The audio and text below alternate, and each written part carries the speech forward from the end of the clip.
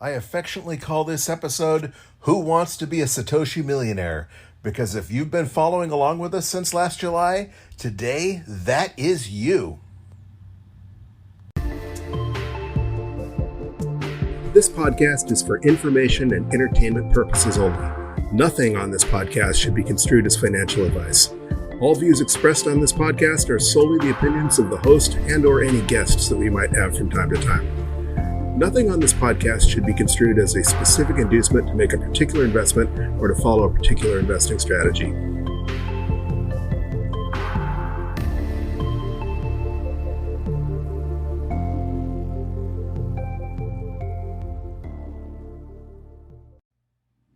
Hello, you sexy sat stackers, and welcome to the latest episode of the Bitcoin Bulletin podcast.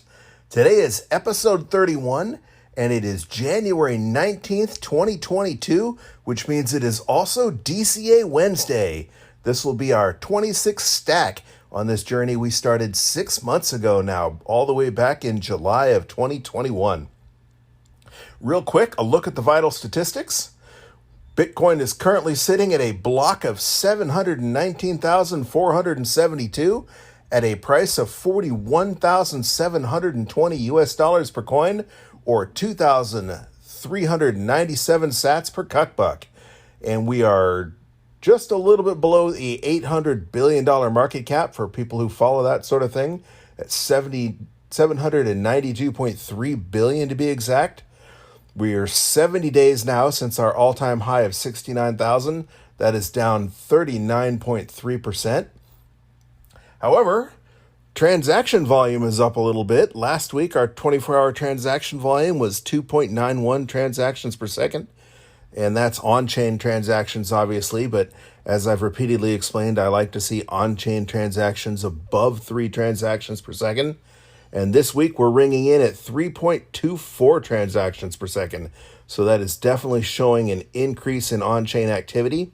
However, that being said, 1 sat per byte transactions will still clear with only 1 block to clear in the mempool. Currently, the mempool is showing 2,113 transactions, or 0.88 megabytes. So 1 block will clear out the mempool.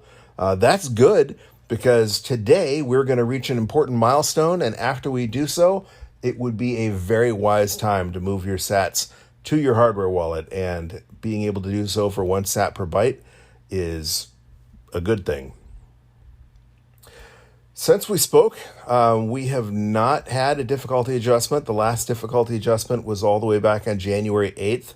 We are now scheduled to have a difficulty adjustment on the 21st, so a little over a day and a half from now. And that has changed significantly. If you remember last week, we were looking at maybe less than a 1% forecast increase in difficulty adjustment for the mining hash rate, for mining difficulty. And now, depending where you get your sources, that's either going to be a 7.7% or an 8.6% increase in mining difficulty. And that's because blocks are being mined at an average of 9 minutes and 13 seconds instead of the target goal of 10 minutes per block. The big news for us, at least, is that we've now been stacking for 6 months. And most importantly, this is going to be the stack that puts us over 1 million Satoshis. It's also going to be the 3rd cheapest we have stacked. The last time we stacked cheaper than today was all the way back on August 8th when we stacked for $38,900. And that is pretty cool, because that means it's going to bring our dollar cost average down, or our cost basis down. And that is the beauty of dollar cost averaging. For those of you who are just joining us, and again, disclaimer, this is not financial advice. This podcast is for information purposes. I'm documenting my journey as I explore dollar cost averaging, and hopefully you'll get some entertainment value out of it, if nothing else. However, for those who don't know, DCA, or dollar cost average, is an investment strategy where you invest your money in equal portions at regular intervals regardless of price. We chose $20 and we chose Wednesdays. And as you can see, by doing so, we've purchased as cheap as $38,900 and as expensive as $65,969. But by buying every week, we've managed to keep our average cost basis to $50,930.45. That might seem like a lot one day, but we did get into this game a little bit late. Again, it's never too late. They say that the best time to have purchased Bitcoin was 10 years ago, but the second best time is right now.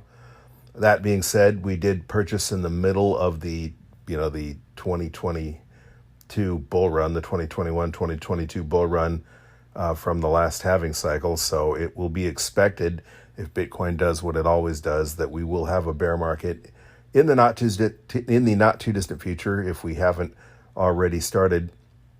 But the brilliant thing about that is that we will keep buying all the way down, and that will lower our cost basis. And one day, people are going to look back and say, I can't believe you bought Bitcoin for only $50,000. If you believe, like I believe, that Bitcoin's going to go to the moon one day, $50,000 a coin is a freaking bargain. But back to what we're here for, and that is to get our dollar cost average on. This will be our 26th stack. Again, we started stacking on Wednesday, July 28th, and so far we've stacked $500, $20 at a time. We've spent $11.25 in fees, so we've stacked, we've purchased just under $490 of the Bitcoin, and that has scored us 981,731 sats. Currently worth only $409.57, so we're down quite a bit. But like I said, we bought the run up and now we're buying the drawdown. So that is what happens when you dollar cost average. However, again, dollar cost average is a long-term strategy. It's easy to look like a genius when you're buying in a bull run because number always go up.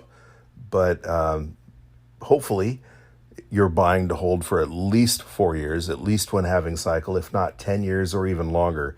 And if you believe in the 210,000 block theory espoused by Adam Meister, known as the Bitcoin Meister, if you look back at any point in time, 4 years ago from whatever date, Bitcoin was never more expensive than it is. So 4 years from now, if that theory holds true, $50,000 will be a bargain.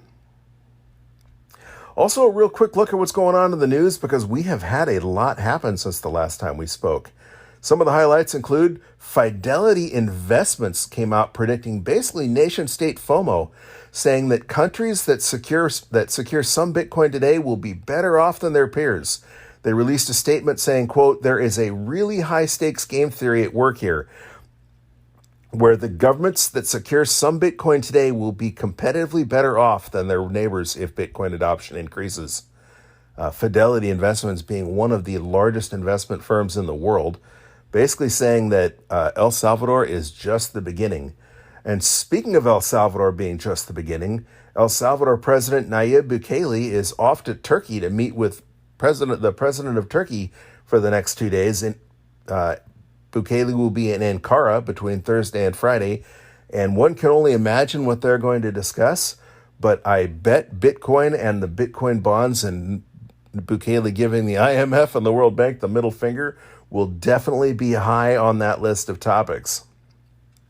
Along the nation-state FOMO lines, and of course this is not a nation-state but a city, the mayor of Rio de Janeiro announced that the city is putting 1% of its treasury into Bitcoin.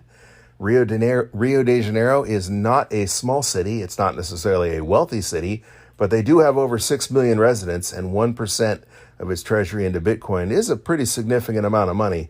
The announcement was made at the Rio Innovation Week by Mayor Eduardo Paez during a chat with Miami Mayor Francis Suarez.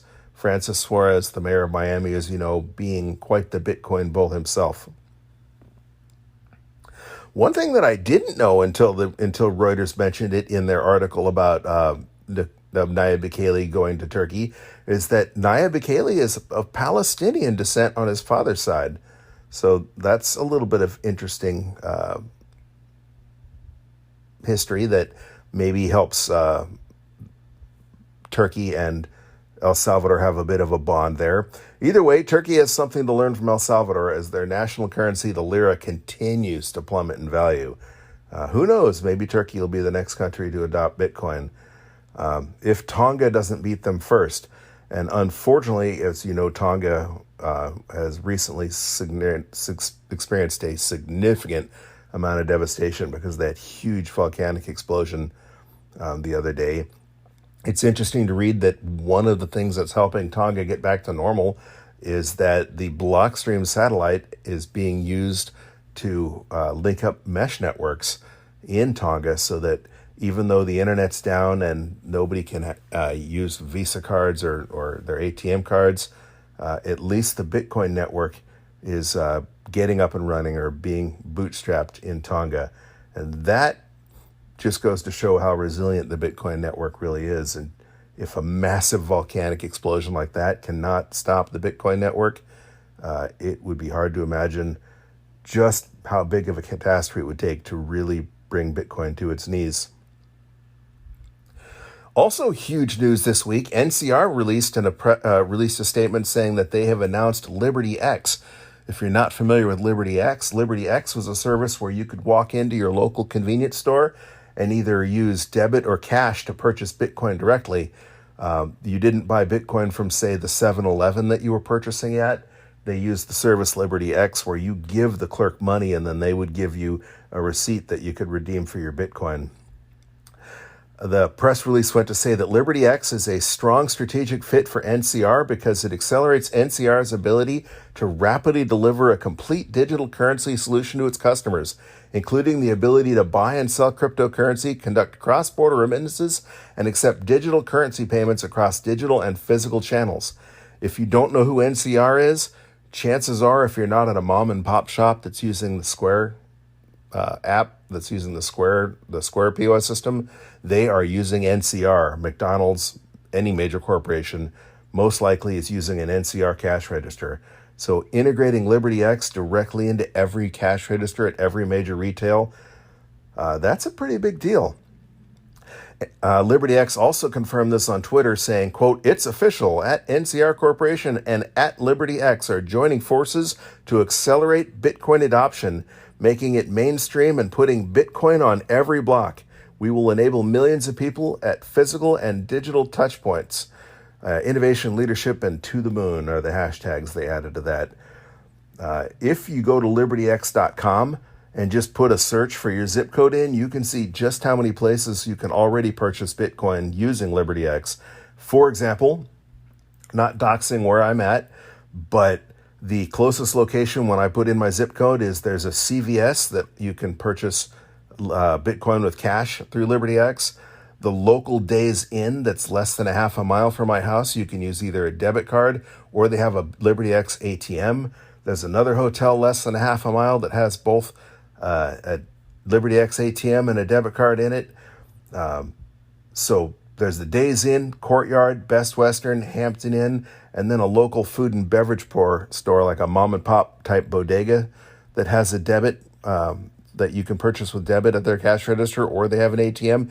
And even the freaking bicycle repair shop that's about 3 miles away from my house has a LibertyX ATM and accepts LibertyX and accepts payment by debit card at their through LibertyX at their cash register. So even the freaking marina has both a LibertyX ATM and a debit, and accepts debit through their POS system. So CVS, Sunoco, the list just goes on. A&M Beverage, some generic petroleum store, gas station, and a mom and pop car wash all accept LibertyX. So that's pretty amazing. And considering that pretty soon, almost every cash register at every major retailer will have the ability to integrate that, that is huge. That's beyond gradually, then suddenly.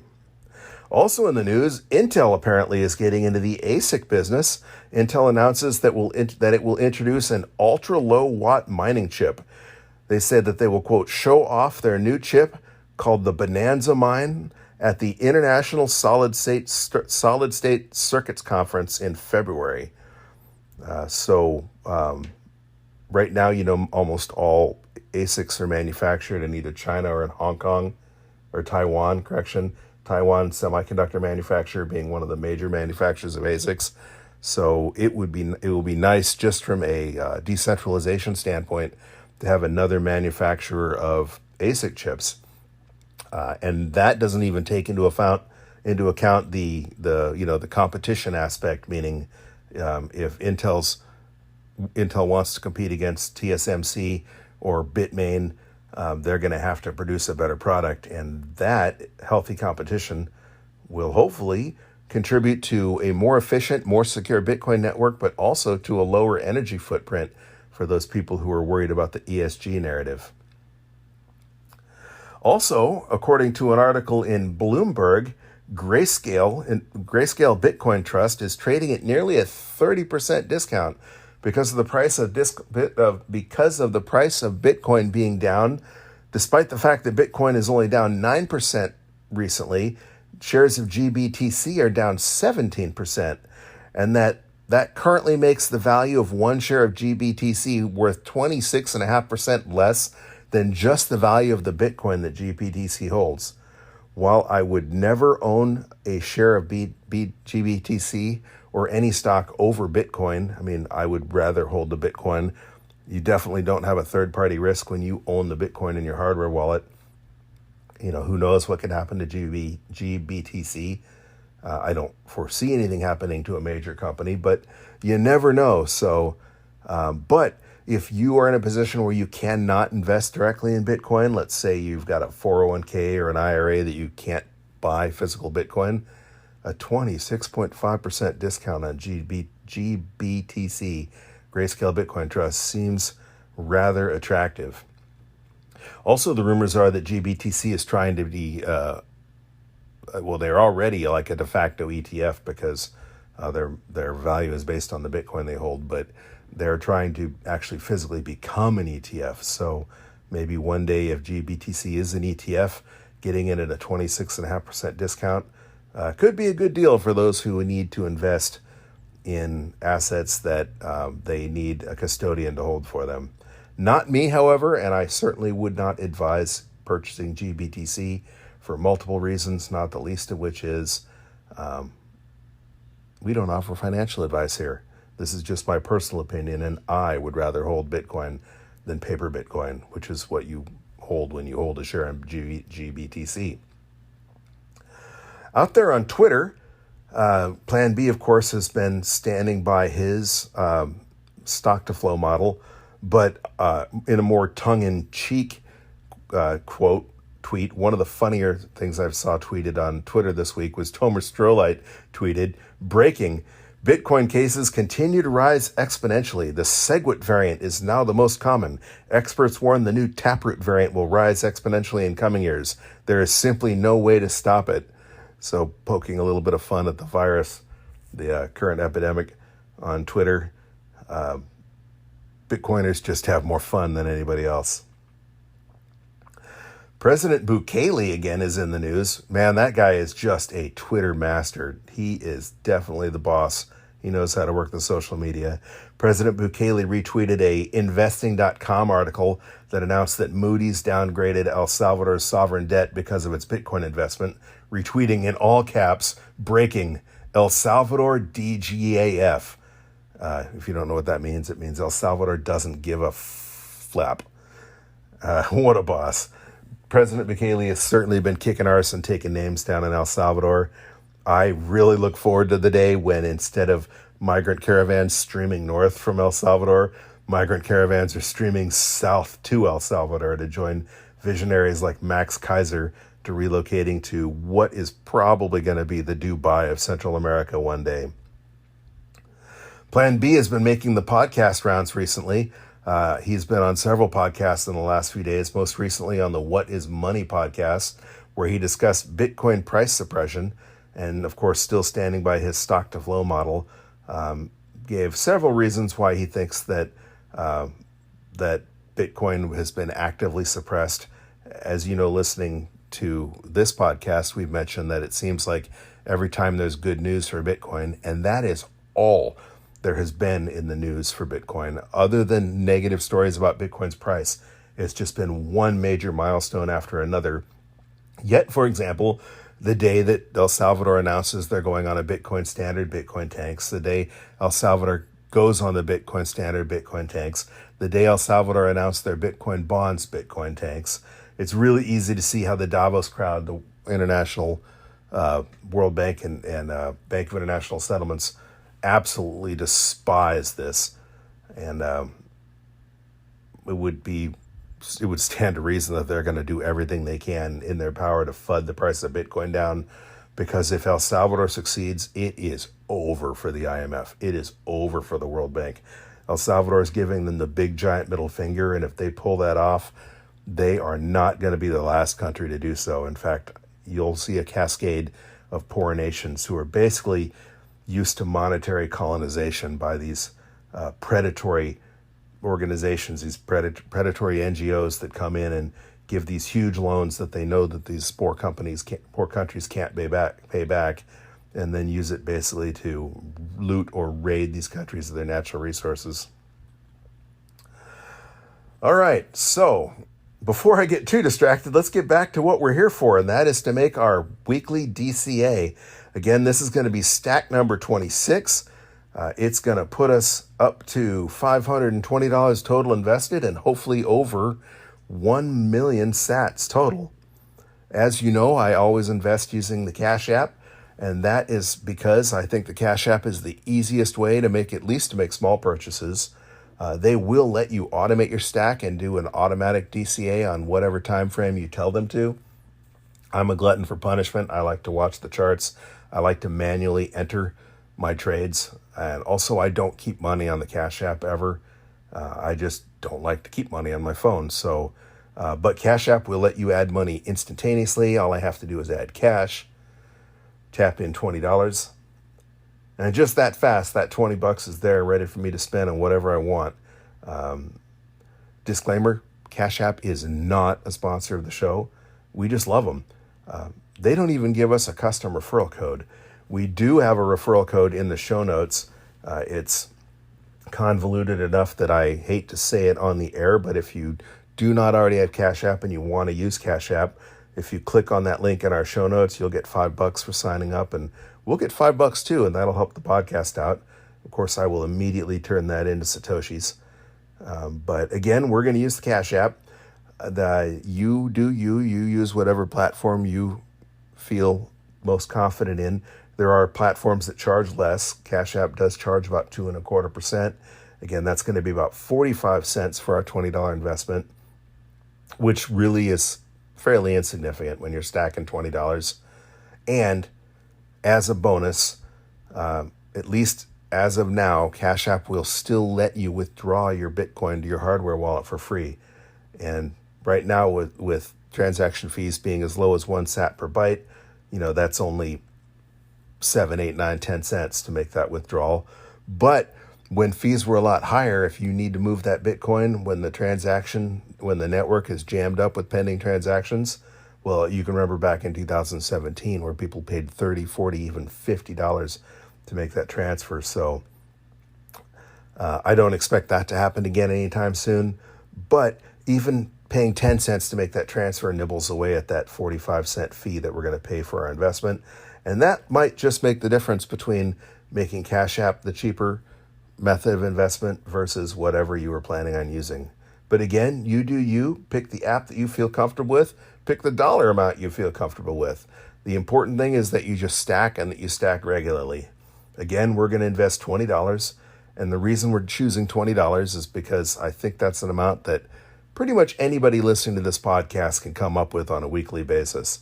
It really isn't a lot of money, except for if you're living in a really, really poor country.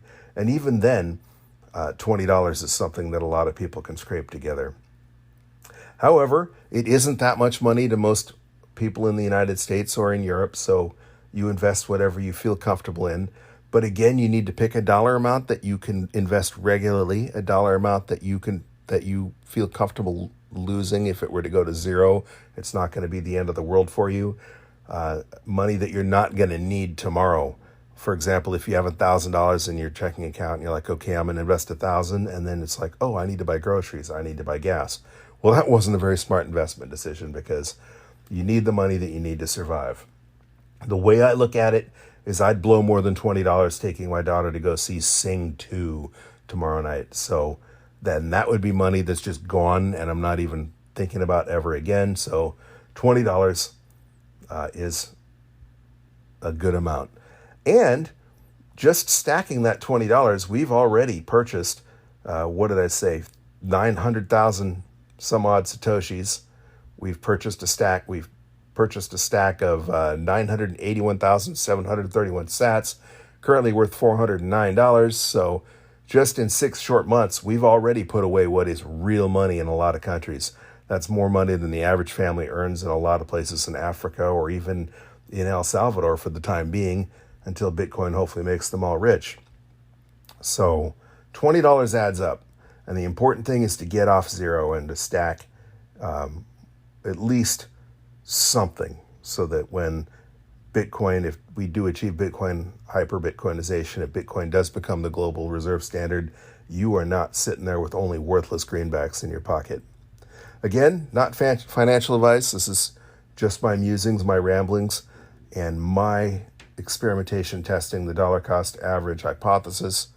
But as you can see, it's working out for us so far. All right.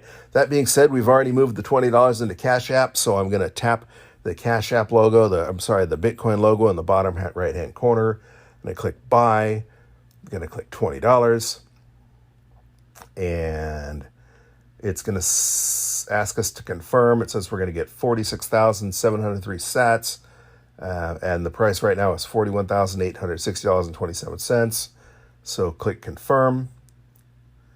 And boom, just like that, we've added 46,703 sats to our stack.